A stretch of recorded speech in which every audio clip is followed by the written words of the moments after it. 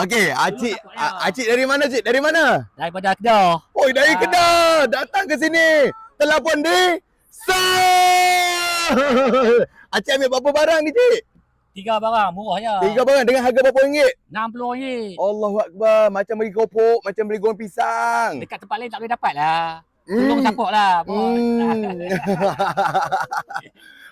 Acik, happy tak dengan harga-harga kita ni?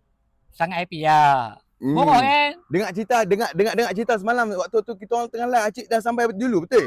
Yalah. Acik dah sampai dulu. Dulu. Habis dah kita duduk ni kan. Kita main dulu dia tengok live. Baru teringat lah. Kita tengok live kan. Okey, semangat kena ada. Apa-apa Cik, kita orang minta maaf bagi pihak kita orang.